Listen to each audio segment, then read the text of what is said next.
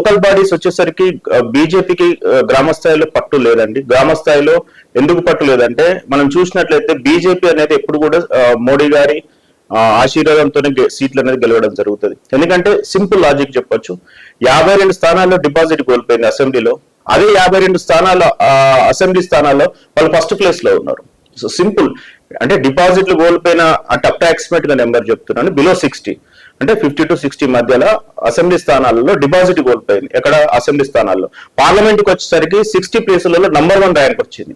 So candidate performance కింది స్థాయి cadre కనుక కరెక్ట్ గా ఉంటే బీజేపీ అద్భుతంగా ఉంటది. కానీ ఆ కింది స్థాయిలో ఎప్పుడైతే క్యాడర్ ను పట్టించుకోకపోవడం వల్ల, ఆ కింది స్థాయి క్యాడర్ ను వాళ్ళని గుర్తించకపోవడం వల్ల ఇలాంటి వస్తున్నాయి.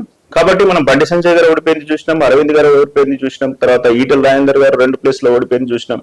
సో ఇవన్నీ మనం లెక్కేసుకున్నట్లయితే మా డికే అన్న గారు అసలు పోటీ చేయలేదు, కిషన్ రెడ్డి గారు ఇదివరకు ఒకసారి ఓడిపోయినారు, 2018 మరీ విచిత్రంగా రాజాసింగ్ గారు ఒకటే గెలిచినారు. అంటే కార్యకర్తల బలం ఉండి కింది స్థాయిలో బలం ఉన్నప్పుడే ఏ ఎలక్షన్ అయినటువంటి నెగ్గగలుగుతారు. కాబట్టి local elections, local body elections అనేటువంటివి ప్యూర్లీ క్యాండిడేట్ బేస్డ్ ఉంటది, గవర్నమెంట్ పర్ఫార్మెన్స్ బట్టి ఉంటది. కాబట్టి నాకు తెలిసినంత వరకు బీజేపీకి అంత పెద్ద హోప్స్ ఏమి ఉండవు, ఈవెన్ 2 ఎమ్మెల్సీ ఎలక్షన్స్ గెలుచుకున్నప్పటికి కూడా.